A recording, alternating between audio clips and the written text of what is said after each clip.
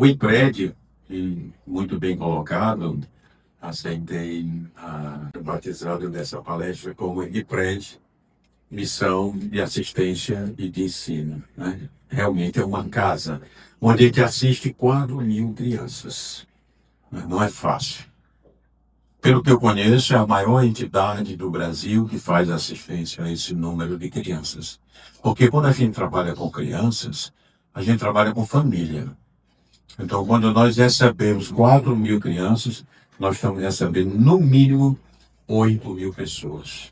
E vem sempre uma mulher, né, uma mãe, uma cuidadora, uma mediadora, que forma aquele ser humano. E muitas vezes vem a avó também, além da mãe. Às vezes, hoje, cada dia está mais frequente, mas ainda não é muito a presença paterna também. Então, também tem que ter esse olhar para a família, tanto na assistência quanto no ensino. Essa nossa evolução que tem de uma história de 39 anos, quando o IPRED foi fundado, numa época que 33% de nossa população infantil era desnutrida. E a grande maioria era com desnutrição de um terceiro grau. Essa criança tinha um prejuízo imenso na arquitetura cerebral, na qualidade de vida. Era uma criança que hoje nós conhecemos melhor quando é atingido a arquitetura cerebral, em termos de neurociência. O prejuízo é muito grande. E o IPRED foi fundado para recuperar o estado nutricional. Com os anos, décadas, com 20 anos, o IPRED já era outro. A demanda era outra. O olhar, e quando nós chegamos na direção dessa casa, a gente viu que a criança que chegava a nós era a criança de 0 a 6 anos. Uma criança na primeira infância. Período que a plasticidade cerebral é muito maior do que nas outras idades. A plasticidade cerebral ela está presente até 19 anos. Mas é nesse período de 6 anos onde tem a abertura de todas as janelas de oportunidade do desenvolvimento humano. Todas, todas. Desenvolvimento sensorial, desenvolvimento motor, desenvolvimento emocional, o cognitivo, todas as janelas de formação humana, elas são abertas e têm seu pico de desenvolvimento dentro da primeira infância. Isso não quer dizer, nem de longe, que a partir de 6 anos o ser humano está sem jeito. Já dizia Guimarães Rosa, né? Não só pelo fato de ser médico, mas pela sensibilidade humana de um escritor maravilhoso que o Brasil teve, é que o ser humano sempre será um ser inacabado. E ainda que pode ser possível responder intervenções. Porém, qualquer intervenção que se faça visando o crescimento humano depois de 6 anos, o investimento é muito mais caro e o resultado é muito menor. Então, todos nós temos que buscar essa intervenção agora. A criança ela é conhecida como o futuro de qualquer sociedade, mas o nome dela é agora.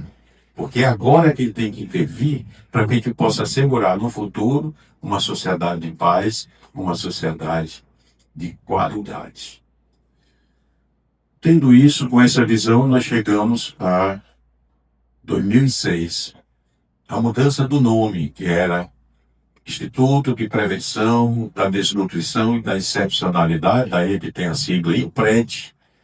Ela não pode ser abandonada, porque o IPRED é conhecido pelo flanelinha, pelo clero, pelo político, pelo empresário, industrial, industriário. Aí ficou Instituto da Primeira Infância / IPRED, e é conhecido pelo IPRED.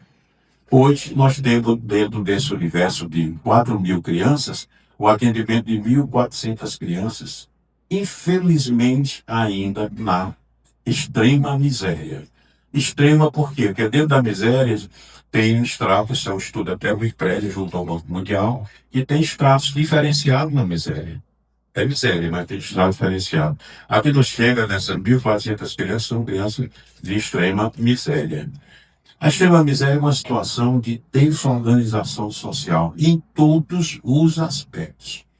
É no aspecto social, é no aspecto familiar, é no aspecto profissional, é no aspecto de formação profissional, de escolaridade. É incrível. A miséria, gente, eu não tenho a menor dúvida, não é criação de Deus.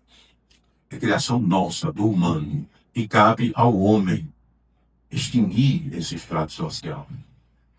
É uma área de muito sofrimento.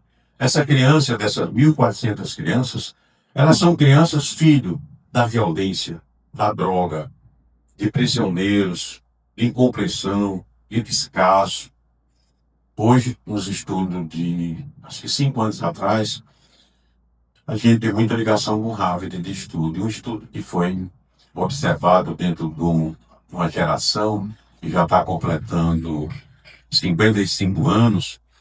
Esse estudo mostra que pior, mais cruel do desenvolvimento do que a violência é a negligência, é o descaso, é a indiferença. E é nesse mundo que essa criança vive. É tão cruel que a criança não tem identificação com sua mãe. A mãe não tem vínculo com seu filho. É tão irracional. É uma mulher que não tem vínculo com seu filho. Não tem. Na miséria não existe. Nós temos 2 salões entre aquelas 28 salas que nós passamos em frente. São salões para desenvolver uma tecnologia social que não foi criada por nós aplicamos, chamada MISC. Essa tecnologia tem 8 passos, 8 princípios e 3 linguagens que forma um vínculo da criança com a mãe. É lindo, o desenvolvimento dela. É consistente, o resultado é maravilhoso. É uma tecnologia que foi utilizada logo após a Segunda Guerra Mundial para as crianças órfãs. E nós utilizamos aqui. Essa falta de vínculo, a ausência dentro da parentalidade do homem é fundamental. É uma coisa tão impressionante. Por isso é que essa criança não recebe estímulo nenhum, só estímulo negativo, desde a gravidez. É muito comum de receber a mãe aqui que chega também trazendo uma criança grávida, pegar na barriga e dizer: olha, doutor Sullivan, o meu castigo, aquela criança que está lá dentro. Existe já hoje, dentro dos conhecimentos de neurociência, não é tão de hoje, tem uns 15 anos, a memória fetal é uma realidade. Está provado já, estudos e mais estudos mostrando. E também está provado atos positivos. Por exemplo, dentro das atividades que, inclusive, nós exercemos aqui, entre 11 atividades de arte, cultura e esporte, nós temos o letramento, onde tem a contação de história. A criança, quando está envolvida com aquela história que ela está escutando, chega que ela esquece o mundo, ela está tendo uma velocidade imensa na formação de sinapses neuronais. Quando a história é contada pelo pai ou pela mãe, da parentalidade, não existe um aumento da velocidade, existe uma verdadeira explosão. No artigo, ele trazendo palavra a palavra, mostra explosão de formação de sinapses neuronais. Quando é o pai ou a mãe contando história para a criança dormir. Isso é fantástico. Essa criança não tem lá a falta do pai, a indiferença da mãe, a exposição à violência, ao ambiente de droga, alcoolismo. Não tem. Tem um artigo muito interessante que é: a criança é um ser, um terço, quando ela não recebe. E esse um terço, a gente diz: não, mas pelo menos não é muito pouco. É muito pouco vocês só terem consciência que essa formação de sinapses neuronais leva a criança com 3 anos ter registrado em seu cérebro 3.000 vocábulos. A criança que não recebe estímulo só tem 1.000. A criança com 10 anos é para ter 12.000 vocábulos registrados. Não é falar 12.000 palavras, mas é compreender. A criança que não recebe estímulo tem só 4.000. Então, mas somente uma criança que vai ser mais calada, não é só isso. Se fosse isso, não era problema. Os calados têm valores. Mas são crianças que não argumentam, são crianças que não planejam, são crianças que não sonham. Ser humano que não vão ter sonho, não vão planejar a vida. Vão ser muito mais manipulados. É só um aspecto, a linguagem, um aspecto. Todos os outros, o raciocínio, a relação social, o aprendizado cognitivo, a evapomotora, o ego sensorial, tudo com um prejuízo imenso. E aqui nós trabalhamos com os conhecimentos de neurociência para estimular essa formação de sinapses neuronais no período neonatal. Sempre através de um brincar, é uma brincadeira delicada. Tanto que tem ambientes bem estimulantes, que é para a gente estimular a formação de sinapses. Mas será se essa criança que chega aqui, enquadrada naquele ambiente de ausência materna, falta de vínculo com a mãe, não é estimulada, esse estímulo vai servir? Vai. Também Harvard, dentro desse estudo, mostrou que as crianças que receberam estímulo, que não foi do pai, não foi da mãe, não foi a melhor forma, mas teve resultado. Então isso nos anima, que enquanto a gente trabalha a mãe para criar um estímulo, ou para criar um vínculo, e trabalhamos também a participação paterna, a gente já vai estimulando, porque aí já tem um resultado garantido. Pode passar, por favor. Essa nossa lição é promover a transformação social, muito dela dependente do vínculo que se forma da criança com a sua família. É necessário que seja a mãe, é melhor que seja a mãe. Mas o ser humano só se faz humano através de outro humano. Não tem terceirização. Não existe. Ele é formado por outro humano. Então, há essa necessidade de vínculo dessa criança com alguém. E deve ser sua mãe, seu pai também. Mas, na ausência deles, que haja uma pessoa que seja mediadora da formação dessa criança. Nós temos tecnologias sociais, como eu já falei, que a gente forma vínculo através do MIS da criança com sua família. Pode passar, por favor. Nós temos hoje um olhar para a família. Começamos trabalhando só a criança. Depois de hoje, a criança não vai tirar a sua família da miséria. E tivemos, então, que criar uma outra trajetória, além da trajetória da criança, que é a trajetória da mulher. E para nós, essa casa mudou totalmente. A gente viu a força que uma mulher tem, é impressionante o valor de vocês. Essa mulher que chega aqui é a pessoa mais sofrida da sociedade. Ela não levanta vista, ela tem um odor desagradável, ela não tem noções de higiene, ela não tem uma formação profissional, ela é acostumada a fazer bico, ela não é elogiada, ela não é respeitada, ela sofre violência corporal do seu parceiro. Gente, que vida é essa? Quando a gente tem um parceiro para ter o melhor, a confiança, o apoio, sofrer a violência física do parceiro, ela tem medo do parceiro. Mas é essa mulher que chega nessa casa, que a partir que vai havendo o estímulo para que sua autoestima se eleve, e ela eleva a autoestima. Ela passa depois de ter um trabalho de autoconhecimento, muito interessante, é uma tecnologia, inclusive, nossa, vista, estudada numa tese de doutorado realizada junto com a UFC, do João Vitor, que mostrou a uma parte de vocês, ele é sociólogo e antropólogo. O doutorado dele foi defender essa tese que hoje nós aplicamos aqui. Primeira reunião com as mães, elas têm de se desenharem. Então, ali na mesa, o desenho não é feito, tem também caneta, lápis, tinta, mas o desenho é feito com materiais que têm um elo de importância. E geralmente é o alimento, que é o que lhe falta. Ela sofre com isso, pela fome e pela ver os filhos passarem fome. Então, nós temos ali a farinha branca, nós temos o café escuro, nós temos o arroz, o feijão marrom, e ela vai formando o desenho dela com esses elementos. Quando ela termina, ela tem uma capacidade de ter se autoconhecido.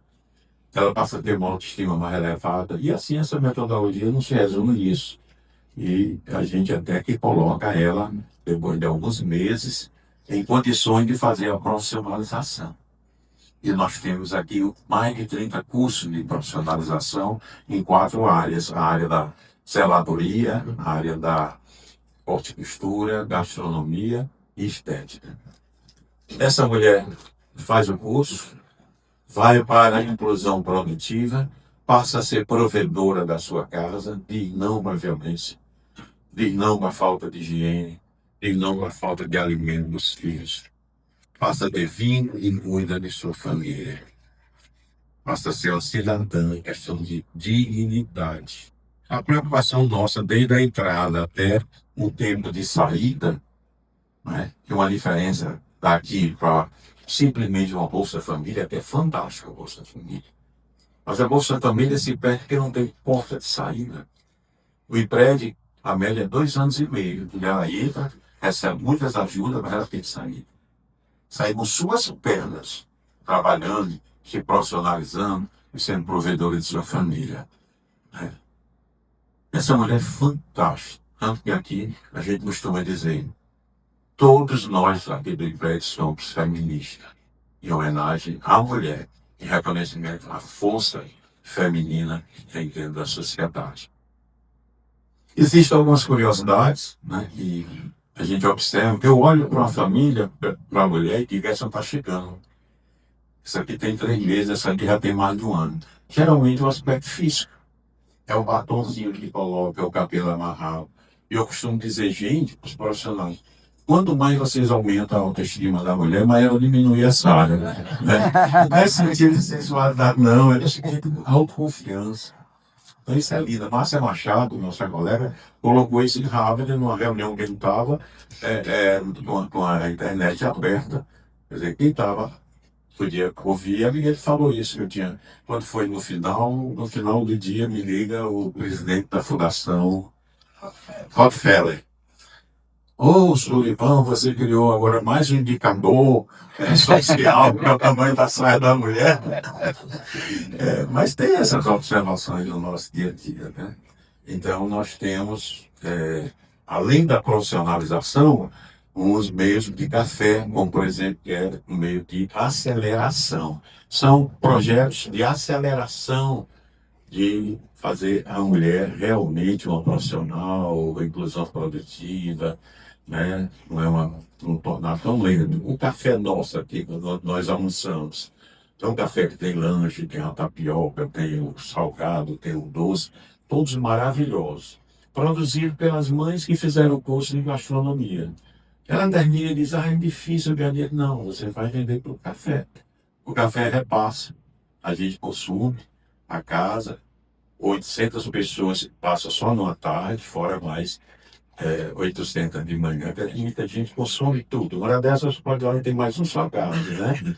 E ela ganha o dinheirinho dela, então ela vai vendo. Eu fazendo, aí tem também o apoio do empreendedorismo. O Sebrae está aqui dando como se tira a precificação, é, como se coloca no mercado.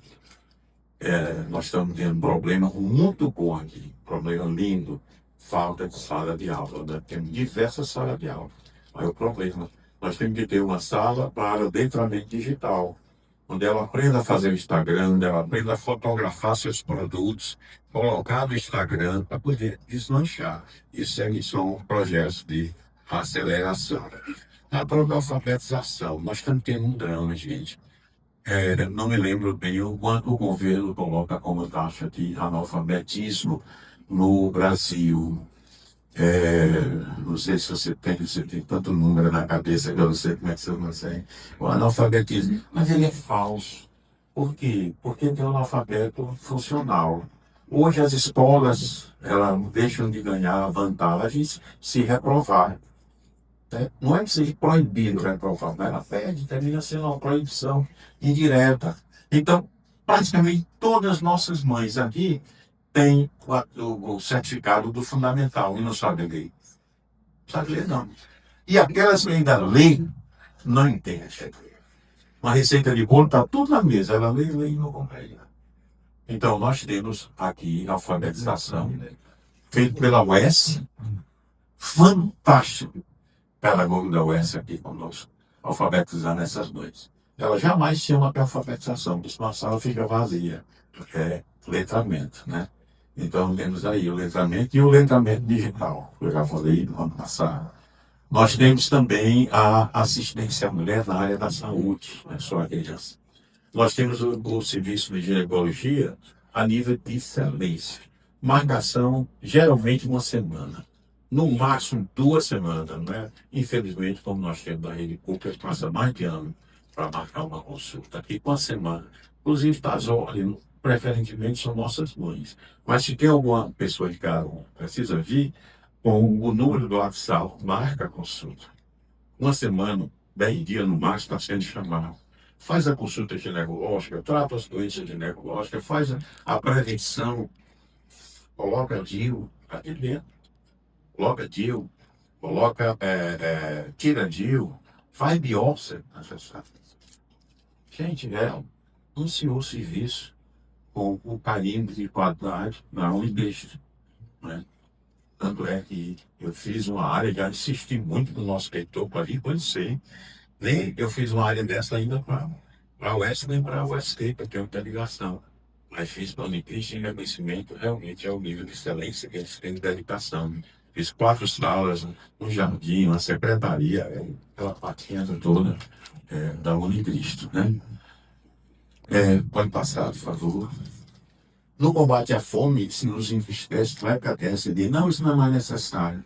Mas ainda tem 1.400 crianças ainda com um grau de desnutrição. Não um grau de terceiro grau, né, da desnutrição grave. Mas mesmo sendo do primeiro grau, tem uma deficiência na arquitetura cerebral. E nós temos ainda 3.000 pessoas sendo alimentadas internamente aqui. E nós, não, desculpe. 300 mil foi na pandemia. Tá. Então, voltando para lá. Nós ainda servimos a cesta básica para as crianças que são atendidas aqui, essas 1.400. E levamos à periferia, onde tem os bairros de mais baixo IDH, nós servimos 5.000 refeições de segunda a sexta-feira, todo dia. E como é uma casa que nós temos nutrólogo, nutricionista, gastrônomo, nós temos 27 profissões aqui dentro do IPED. Quando a gente senta para discutir, é um olhar muito rico. Se fosse tudo médico, era pobre. Mas você senta do meu lado um filósofo, um educador físico, um sociólogo, um antropólogo, um pedagogo, é uma riqueza, né? E essa alimentação com todas essas profissões saem realmente alimentações ricas e saborosas. Tem que ser saborosas. Para a gente conseguir ter 5.000 refeições, nós tivemos que entrar com 2 trajetos. Num projeto contra o desperdício, que a gente sabe que no mundo todo, 1/3 dos alimentos são perdidos, são jogados fora.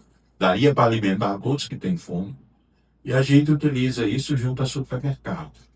O que tivesse vencendo até que esteja vencido, vem para o IPRED. A gente pega todo dia, vem para o IPRED. Aquele que já está vencido, eu sempre mando para o NUDEG, lá no PC. Eles fazem análise e dizem, ainda tem mais 60 dias. Nenhum alimento se vence na data, nenhuma. Mas tem que ter uma data. Mas eles botam 2 meses antes, nunca menos, 2 a 3. Até o pessoal do NUDEG diz, professor, não mande mais não, o senhor já sabe. Vamos deixar 60 dias nenhum voo. Pessoal, se tiver um problema e acusar, tá aqui, tem que ter o seu papel, o certificado de vocês. E eles realmente são muito competentes, muito atenciosos e nos atendem. Nós recebemos não só o alimento vencido, o AVC, mas também aquele alimento que eu não estou falando em lixo, pelo amor de Deus, mas que ninguém vende, ninguém compra. Eu não vou comprar uma banana com coco preto. Eu não vou comprar um tomate amassado, eu não vou comprar uma cenoura quebrada. Então isso vem para cá e vai para as nossas refeições. Fantástico. Foi? Doa, professor, aí doa com facilidade. A dificuldade é a logística. Não? Nós somos a nossa rede cearense, né, que é São Luís. Quando eu falei para a Guiera, com o Severino Neto, distribuindo todas as lojas na sua mão. Todas. Se tiver nesse quadro aqui é de vocês. São 20, naquela época era 22 lojas, faz tempo. Hoje deve ser mais. Eu consigo só pegar de 8. Eu não tenho motorista, transporte, gasolina. E cada loja tem um horário e a única coisa que o gerente faz uma restrição, vocês vão criar problema para a gente. Não vão sim, vou chegar fora da hora. Então, bom é um horário, tudo nós atendemos. Né? Então, é fantástico. É representativa a Ceasa. Nos manda um caminhão cheio caminhão baú que nós temos, não é dos maiores, mas é grande, traz na sexta-feira. Incrível, né? A solidariedade é bonita, tem muita gente linda nesse mundo. E o outro caminho é o caminho do aproveitamento integral das alegrias. Pessoal, é difícil de inventar a roda, porque tudo já foi muita coisa estudada. Nós fomos atrás do que nós encontramos de trabalho, mostrando aproveitamento de alimentos que vão para o lixo. Por exemplo, a folha da macaxeira, uma das folhas mais ricas que existe. Para uma reunião de urgência na Secretaria de Saúde, para mim está aumentando a pauta, vou cancelar minha agenda, não é para vocês atenderem autista. Eu digo, ótimo, nunca vamos atender autista. Autista é a alteração do comportamento. Nós trabalhamos com desenvolvimento naquela época. Autista a gente trabalha até 6 anos no primeira infância, autista é a vida toda. Mas quando a gente viu a demanda, gente, não, e para não pode ficar alheio, não. E só fomos uma área que nós não conhecemos, onde a gente atende o autista dentro da metodologia tradicional, e começamos a atender 180 crianças. Hoje nós estamos com só autista 2.000 crianças. 2.000 crianças sendo atendidas aqui, crianças autistas, 600 com outras deficiências variadas, auditivas, visuais, motora, né? No total de 2.600 formando 4.000 crianças. Pode passar, por favor. Há crianças com TEA, dessas 2.000, nós temos 600 crianças atendidas pela metodologia tradicional e 1.400 numa metodologia criada pelo Empreende. O que é que levou a estudo dessa nova metodologia? O autismo já está sendo citado em artigos como o maior problema do século. Olha, nós estamos no número 4 do século. Já está sendo dito isso. Né? Pelo menos nesse primeiro quarto tem sido isso. Em termos de econômico, financeira, hoje já é a maior despesa, mais do que a oncologia dentro do Ministério da Saúde. Dentro dos planos de saúde é a mesma coisa, a maior despesa não é mais a oncologia, é o autismo. Então, nós tínhamos há 15 anos atrás é muito pouco tempo para a sociedade, é muito pouco para a história pessoal. Nós tínhamos um nascimento do autista entre 150 partos. Hoje nós temos o nascimento do autista entre 30 partos. Gente, onde é que vai terminar? A previsão, se for na mesma progressão, em 2050, teremos um autista entre 4 partos. Por quê? Tanto estudo que tem, nós conhecemos tão pouco sobre autismo. Nós mesmos aqui estamos numa rede de estudo, e a gente estuda saliva, né? Que o professor Henrique não citou pela modéstia dele, mas foi o orientador desse projeto. E que a gente conseguiu descobrir dentro do proteoma salivar 8 proteínas que são próprias, só existem na saliva do autista. É um marcador. Se for determinação genética, é um marcador fantástico, vai passar para outros laboratórios, que não é o ICRED nacional, para fazer o kit de diagnóstico preciso e precoce. Mas tem que determinar se é determinação genética ou é genética. Né? E aí, professor, isso é um desafio para a gente continuar, viu? E sua presença é fundamental para a gente continue. Inclusive, a gente fez um pilotozinho na UFC, já conseguindo fazer uma sonda gênica para poder extrair e estudar o DNA quanto a isso. Acho que a gente vai conseguir. E num preço, no custo, muito menor do que o custo que a gente teve nos exames da pesquisa raiz, né? Que foi caro, hoje pesquisar muito caro, mas a gente não para, tem muita pesquisa ali. E nós chegamos a uma conclusão. A metodologia antiga tem bons resultados excelentes. A metodologia tradicional é possível ampliar, porque a nossa fila de espera, pelo fato da gente ser referência internacional, a gente tem uma fila imensa. Imensa. Nós temos crianças que hoje os esquemas laudadas, né, já com diagnóstico, certo ou não vou entrar nesse que também não chega aqui e dizer e faz dar o diagnóstico, mas sondagem. Mas, bom, já com laudo, mais de 10 mil crianças esperando uma vaga. Não terá, não tem ex-autista. Eles não largam a vaga, aumentar mais que 2 mil, difícil encontrar financiamento para isso.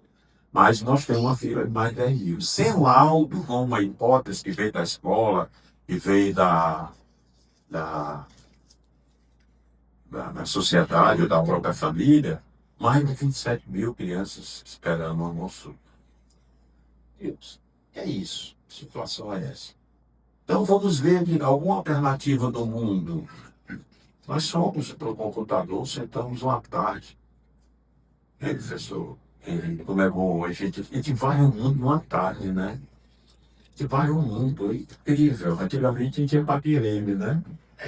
Olhando ficha por ficha, você lembra? Ficha por ficha, encontrava um, 3 meses depois estava recebendo um artigozinho, né? Mas hoje não, olha, não tem uma alternativa no mundo. Não tem um país do mundo que atenda todos os seus autistas. Não tem, não. Não é dizer, a Irlanda, cita muito. A Irlanda bota cuidador, braçal, para ajudar a família. Mas não é uma pessoa pequena que vai estimular. Então, não tem porquê. Os países ricos não têm capilaridade geográfica das profissões necessárias. Falta BO, falta fono, como no Brasil não tem. No Brasil nós não temos nem recursos, nem profissões. Não tem, não existe. Outra grande dificuldade para essa fila de diagnóstico é porque houve um conceito e nós fizemos uma reunião pedindo apoio, apresentando nossas preocupações e nossas ideias, né? Nossos trabalhos, que tivemos apoio completo da OAB, do Ministério Público, da Defensoria Pública, da Associação dos Secretários de Saúde,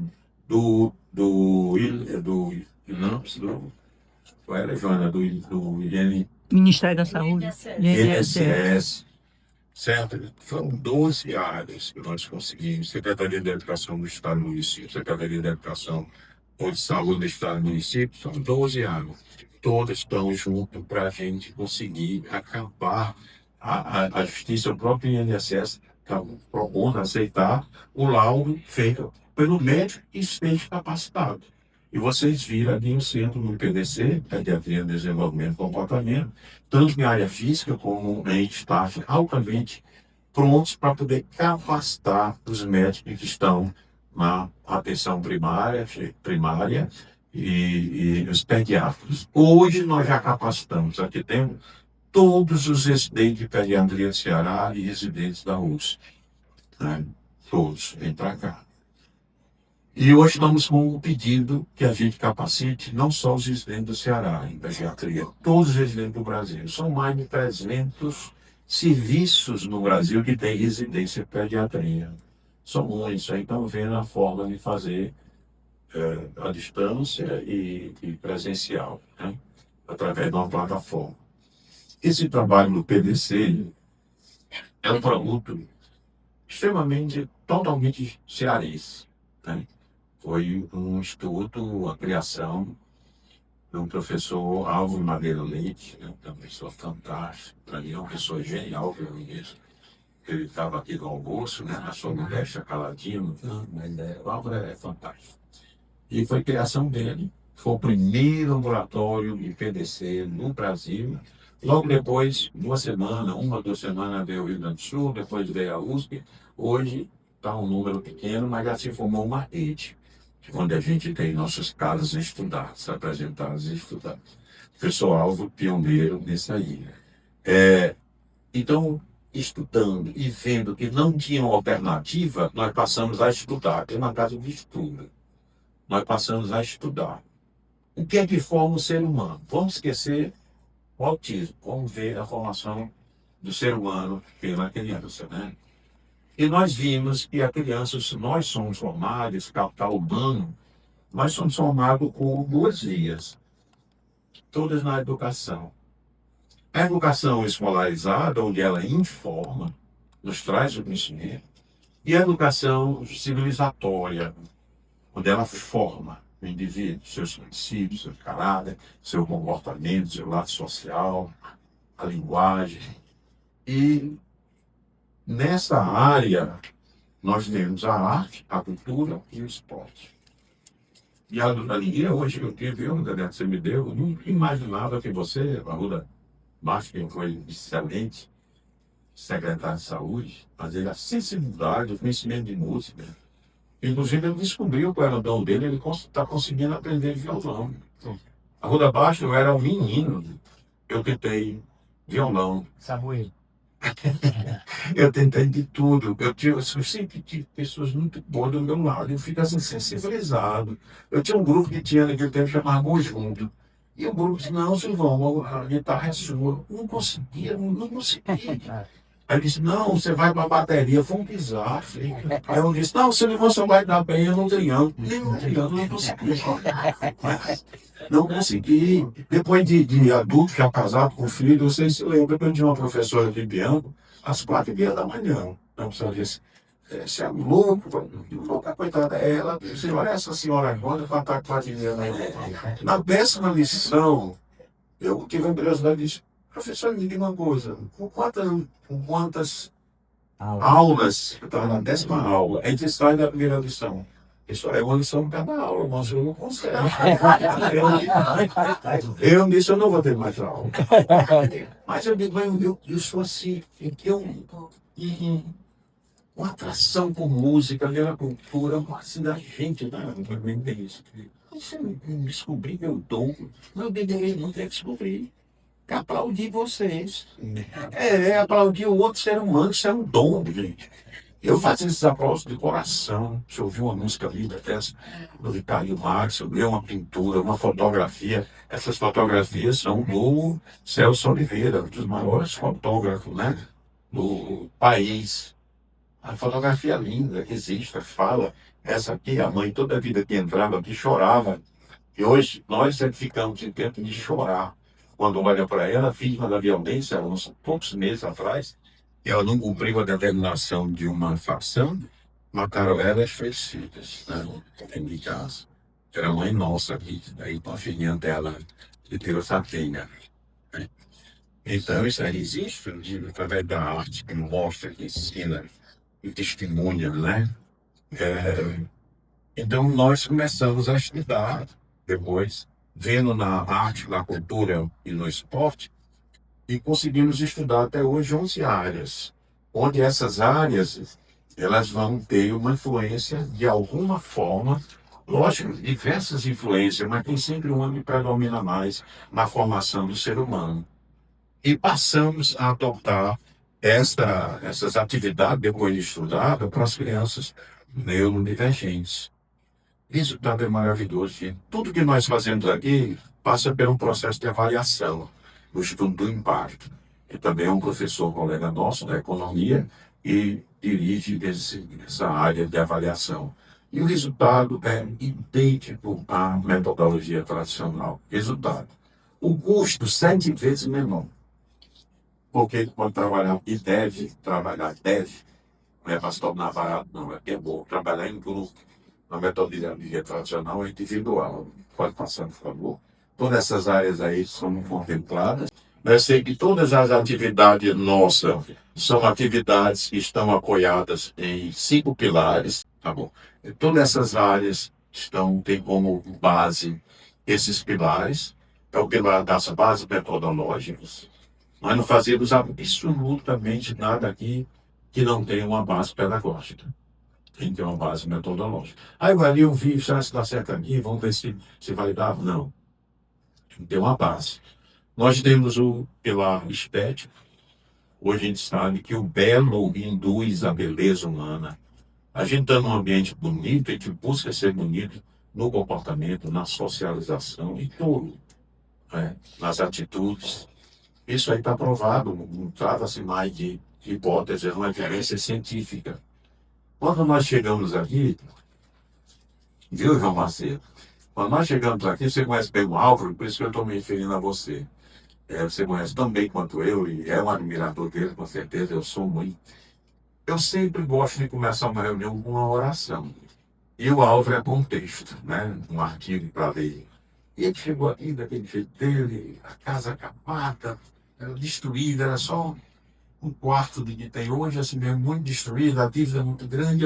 E ele chegou com um grupo, e nós sentamos, eu pedi para oração, aí ele puxou o texto, né? E o texto, me lembro como se fosse hoje, era alumbramento. Não me lembro quem é o autor. Você lembra, Joana, quem é o autor? Alumbramento. E mostrando que a gente deve oferecer algo às pessoas, seja pelo seu trabalho, sua assistência, o que for, que vá alumbrar o outro. Esse alumbramento não é só maravilhar o outro, não, é despertar no outro a vontade de transformar-se para melhor. E é isso que a gente busca fazer. Pelos pilares TED, onde a gente usa a arte, a cultura e o esporte como educação civilizatória, na formação de um ser humano, de um cidadão, né? Nós temos a autossustentabilidade. Esse aqui, assim, para terceiro setor, parece uma utopia, né? Eu me lembro muito bem de uma pessoa que eu admiro muito, uma pessoa linda, ela deve ser muito conhecida de muitos aqui, que é o Dr. Torres de Mello. O Dr. Torres de Mello, aquele gênio dele, assim, muito cirúrgico, de Sullivan. O terceiro setor, Deus criou para os insanos, Sullivan. Porque então é fácil, né? Para os insanos que ficam sonhando o tempo todo. Eu digo que administrar o terceiro setor, mesmo no tamanho do prédio, é cobrir uma mesa com um guardanapo. Porque o dinheiro público atrasa, às vezes atrasa 5 meses, gente. Atrasa e você pode viver sem isso, dos impostos, dos encargos trabalhistas. Né? Hoje o nosso custo fixo aqui é de 1 milhão mês. Gente, é muito dinheiro para se conseguir. Não pode ser mais uma casa financiada com Pires na mão. Ainda carrega o Pires, contribui, pesa, não pode estar. Todo o nosso orçamento lá dentro do Pires. Não pode ser mais. Né? Nós temos a casa aqui, nós temos uma casa e prédio em Quixadá, tem 500 e poucas crianças. Nós temos em Maracanaú, com 200 e poucas crianças. Já estamos estudando e já com a área determinada em Jaulá, em Iguatu, né? E estamos com uma proposta hoje centrada em fazer consórcio para atender essas crianças, inspirado no consórcio de saúde, né, que tem dado certo, não só do Ceará, mas foi modelo para o Brasil todo. E a alegria minha, Ruda Bafo, quando eu fui a ver, eu digo, onde é que se criou o consórcio? Não foi no Ceará. E quem foi que criou o consórcio? Na Ruda Baixa. Idealizou hoje o Brasil todo campeão, né? Em saúde. Será um consórcio que a gente agora estuda melhor. A Ruda deu uma aula para a gente, foi fantástico. Né? Disponibilizou tanto dele como outros nomes. E está caminhando, Ruda. Eu vou te fazer um resumozinho para você saber em que ponto nós estamos. E vamos ser pioneiro em montar no estado do Ceará uma rede de consórcio, mas que inclua educação, desenvolvimento social e saúde. A gente pega o que já tem e amplia, né? E também que tenha a participação dos municípios, do Estado e da União. Isso tem sido um trabalho que tem por base a sua criação. Essa autossustentabilidade do Brasil não é mais volta, por favor. E faltou o pilar mais robusto dessa casa, que é o pilar científico. Nós temos hoje convênio, uma relação muito estreita com todas as universidades sediadas em Fortaleza.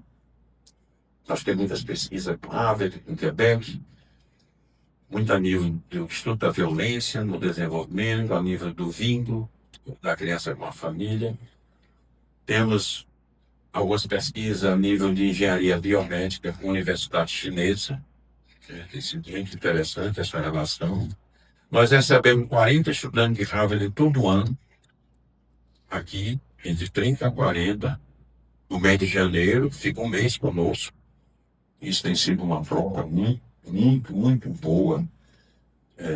E é interessante, eu considero que aquele estudo que você orientou tenha sido talvez uma descoberta real muito valiosa, e foi exatamente com a UES e a UFC local, né? A gente tem muitos outros trabalhos internacionais. E essa parte científica tem sido que norteia nossas ações, que alimenta as nossas avaliações, cria-se metodologias novas, né? Então tem sido maravilhoso. Não vejo como a gente trabalhar sem ter um Milanese bem desenvolvido, né? Pode passar, por favor. Essa parte de base metodológica eu já falei, já no mesmo. A estética também, já criei dentro da estética, a gente tem também na parte ambiental, bons jardins, cuidar, pode passar. A sustentabilidade, vamos passar. E esses pilares que hoje nós temos na universidade, que também já foram citados, os tipos de pesquisa, tanto qualitativa quanto quantitativa, que estão desenvolvidos aqui. Pode passar. Os projetos desenvolvidos, como o Vai Maria, que é dentro da costura, o Cresça com Seu Filho, foi em criação 100% nossa, que foi o projeto que a gestão municipal adotou através do Roberto Cláudio na assistência à primeira infância. Ele foi criado aqui, ele foi gestado, ele foi escrito, ele foi treinado, as agentes de saúde aqui, né, dentro desse projeto. Nesse mesmo período também, que estava se formando as novas prefeituras do Brasil, né, depois do Everson, teve uma influência muito grande para São Paulo. A doutora Ana Estela, a esposa do prefeito Haddad, naquela época também, veio muito aqui, muitas vezes, ficar sentada aqui e levando muita coisa para lá. Pode passar, por favor. Esses parceiros internacionais que nós temos e nacionais, nós fizemos muito cursos, fazemos cursos à distância, que são utilizados, comprados, vamos dizer assim, pelo Unicef, pela Unesco, por Harvard, EBEL, Ministério da Saúde. Então, isso nós temos também. Mostrei para vocês que nós temos um estúdio aqui completíssimo, né? Que está à disposição de cada um da academia. Eu quero dedicar a fazer a gravação de uma palestra, de uma aula, de um debate. Isso aqui vamos às ordens. Pode passar, por favor. A capacitação profissional, não só a nível de nossas mães. O ano passado nós capacitamos 11 mil professores da rede pública municipal quanto à inclusão. É uma plataforma muito bela, desenvolvida. Eu sempre dizia, eu sempre fui defensor do ensino à distância, né? Da medicina, da saúde. E havia assim aquela resistência grande que amenizou muito depois da pandemia. Mas eu sempre disse, se a gente às vezes dança no presencial, a gente dança mais rápido à distância. Então tem que ser uma metodologia diferente, tem que ser um visual agradável. Então tenho certeza que a nossa plataforma é das mais agradáveis em termos de curso. Você abre para estar no Netflix, é bem belo. Seriados que tem, é bem interessante. Tivemos mais 1.000 e capacitação de gestores na educação, 1.400 e tantos. Presencial, foi feito presencial. A formação de profissionais que lidam com a criança, não só professores, mas profissionais de creche, outros no estado de Ceará, através da Secretaria de Educação. Esses painéis sensoriais, nós não chegamos, o meu grupo está comigo a ver esse painel sensorial, que é a criação do estado, do IPRED, criação e fabricação do IPRED. Nós instalamos em mais de 600 escolas de Fortaleza, escolas públicas. As publicações nossas, nossas publicações têm sido sempre em revistas estrangeiras, com alto impacto, impacto muito elevados. Temos uma revista local, não é uma publicação no nível de sua exigência, porque é uma publicação para leigos, publicação para profissionais de diversas áreas, mas isso obriga a atenção e as revisões bibliográficas dos nossos profissionais. Tem números que é pedido por um mestrado de uma universidade. Como assumir esse número? Eles vêm para cá e eu sou. É muito interessante. Como publicar, como escrever, abre possibilidades, né? Abre visões. Então, nós temos essa revista Primeira Infância, que é muito disputado dentro das profissões que trabalham neles. Curso de especializações, já tivemos diversos com a UES e com a USD. O PDC foi fantástico essa criação, nessa ideia, dessa preparação de profissionais. Estamos agora convencendo o professor Álvaro a manter o PDC, mas mudar de pediatria para programa, que pegue outras profissões, né? E esses são todos os projetos que a gente vive alimentando e são projetos muito robustos, né? Essa rede de consórcio que eu já falei, e a gente vai instalar no estado do Ceará, mas não depende só de nós para passar. Nós temos a capacitação de pediatras, que já exercemos dentro do estado do Ceará, mas nós vamos entrar não só para residentes, mas para todos aqueles que estejam na frente.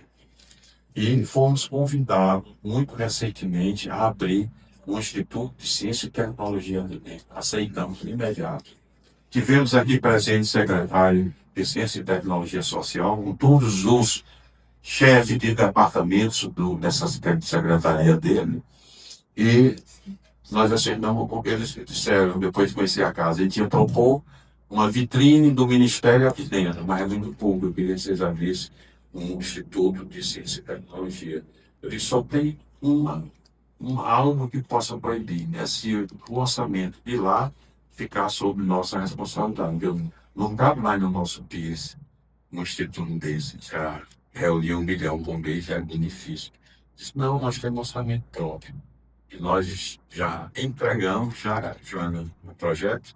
Eles deram bem, se nós cumprimos, e eles prometeram que mais um mês nós estamos já falando, eu, Paulo, no Instituto, que vai ser um mundo de facilidade para pesquisas, em aberto para todos que estejam aí na atividade da pesquisa, o Instituto, e até mesmo para aqueles que queiram ser, não sei como é que chama, membro, colaborador, né? O cientista colaborador do ICB, e se manifeste e mande seu currículo, que ele já exista, para quando ele tiver pesquisa, entre aquele financiamento do Ministério, ele já é contemplado.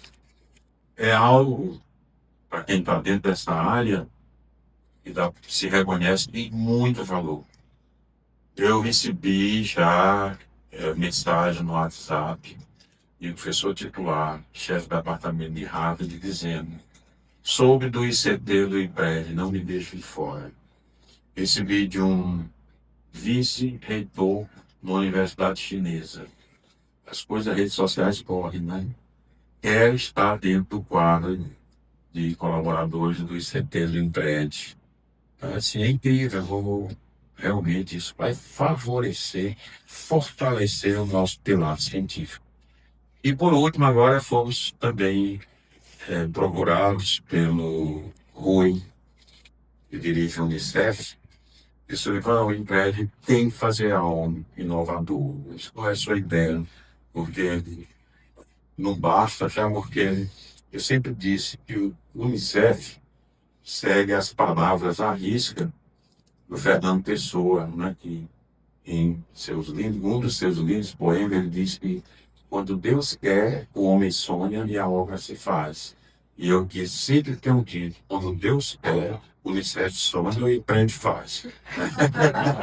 E capaz não basta, até hoje, tanto sonho, e ele veio com a ideia de universidade colaborativa. Achei isso lindo. O que é isso? Não é uma universidade estrutural, é um curso que você consiga montar com o que tem de excelência na Universidade A, na Universidade B, na C, e ali se reúnem. É uma universidade colaborativa que não é só do Ceará, só da UFC, só de Harvard, só de... junta tudo e de todas aquelas universidades. Eu achei isso lindo. Ele disse que já tem em país nórdico, tem no interior da Bahia, tem no Minho, lá em Portugal. Citou uns 4 cursos de universidade colaborativa. Ele disse, olha, se Deus quis, você passou em ano e vai fazer. Mas está muito, estão colocando em primeira comunicação, porque já nem sentamos, foi via uma reunião virtual. Então, sentamos na próxima semana. É essa casa de prédio, esse canal coletivo. Né? Então, qualquer um da sociedade pode estar aqui dentro, se fazer presente, colocar suas mãos na modelagem dessa sociedade futura para que possa ser de qualidade e possa ser de paz. Essa casa não pertence a uma diretoria, muito menos a uma pessoa.